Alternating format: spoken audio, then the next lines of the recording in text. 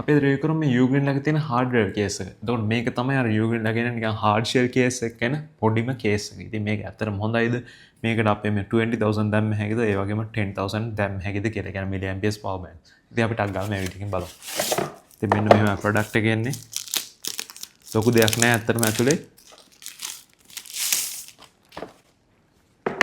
ඉතින් මෙන්න තියෙනවා product එක. එතකොට හොඳ hard එතකොට නිකන් පොඩ්ඩක් water resistant material එකක් තියෙන්නේ 100% මම නම් හිතන්නේ water proof කියලා. ඒ වුණාට ඉතින් අර අපේ day to day life එකේ වතුර පොඩ්ඩක් හැලුණාට එහෙම මුකුත් වෙන්නේ නැහැ. ඉතින් මේක ඇතුළ බලමු අපි. ඇතුළ මෙන්න මේ විදිහට එන්නේ. මෙතන අර හොඳ soft එකට තියෙනවා. එතකොට මෙතන cables අරන් බලන් දා ගන්න පුළුවන්. මෙතන තව net එකකින් storage එකක් තියෙනවා. ඉතින් මේ ටික අයින් කරලා ඉමු.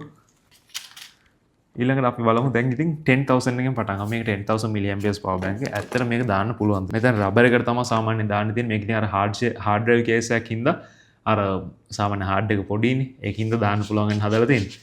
ඒ වුණාට ඉතින් 10000 milliamps power bank එකත් shape එකේ මේකට දාගන්න පුළුවන් අපිට. ඔයාලා පේන ඇති ලස්සනට ඒක ගානට fit වෙනවා. එතකොට මෙතනින් මේ cables එහෙම දාගත්තා. ඒ වුණාට ඔයාලට පේනවා ඇති අර චූටි cables තමයි දාගන්න පුළුවන් ඉතින්. මෙන්න මෙතන net storage එකේ නම් අපිට හැබැයි 1 meter වගේ cable එකක් දාගන්න පුළුවන්. ඉතින් මේ case එකත් හොඳට වහන්න පුළුවන් 10000 milliamps power bank එක. එතකොට 10000 milliamps power bank එකකට මේ case එක superb. හරිද? කිසිම ප්‍රශ්නයක් නැහැ. හැබැයි ඔයාලට තව මොන හරි බඩු ටිකක් ගෙනියනවා නම් ඉතින් වෙන ලොකු case එකක් ගන්න වෙනවා. දැනට 10000 එකට මේක ෂෝ. එතකොට අපි 20000 එකත් එක්ක check කරමු. 20000 එක නම් මෙතන මේ රබර් එක වගේ තියෙන කෑල්ලට දාන්න බෑ ribbon එක. මෙන්න මෙහෙම තමයි දාන්න වෙන්නේ. ඒ කියන්නේ රිබන් එක චුට්ටක් කිසිලා තියෙන්නේ. ඒකත් ඉතින් අවුලක් නැහැ වහන්න පුළුවන්. ඉතින් මම රෙකමන්ඩ් කරන්නේ දැන් මගෙන් ඔය ගත්ත බයස්ලා ඉන්නවා. එයාලත් කිව්වේ මට මාත් ඒගොල්ලෝ රෙකමන්ඩ් කරේ එයාලට මේක මොන සයිස් එක පොඩි හින්දා මෙන්න මේ මෙතන තියෙන රබර් එක වගේ කෑල්ල කපන්න කියලා. අන්න ඒ කියන්නේ එතකොට අපි ඒක යූස් කරන්නේ නැති වුණාම ඒක නැති වුණාම ගානට මේක normally යූස් කරන්න පුළුවන්. හැබැයි ගොඩාක් බඩු දාගන්න බෑ. ඔයාලට පේනවා ඇති අර හරියටම ටයිට් එකට වැහෙන්නේ.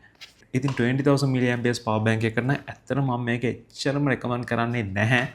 ඔයාලට මේ මම අර සම්පූර්ණ මේ cases ගැන වීඩියෝ එකක් කරලා තිනවා. ඔයාලා ඒකත් බලන්න පුළුවන්. සාමාන්‍යයෙන් මෙන්න මේ වගේ product එකක් හොඳයි. මේකේ පොඩි size එකක් තියෙනවා. අන්න ඒක තමයි hard shell case වෙනවා නම් මම 20000 milliamps එකකට රෙකමන්ඩ් කරන්නේ. ඉතින් 10000 එකකට නම් perfect මේක. ඉතින් මේකේ prices එහෙම check කරන්න ඕන නම් මගේ technology.lk website එක check කරන්න. ඔයා මේ YouTube එක බලනවා නම් මම description එකේ link එක දාලා දෙන්නම්. ඒකෙන් ගිහලා check කරන්න පුළුවන්. ඉතින් ඔයාලගේ opinion එක comment එකක් දාන්න. power banks වලට ඔයාලා case එක පාවිච්චි කරනවද නැත්ද? නැත්නම් case එක පාවිච්චි කරන එක වැඩක් නැද්ද? එහෙම කියලා. ඉතින් thank you for watching. ඊළඟ වීඩියෝ එකෙන් හම්බෙමු.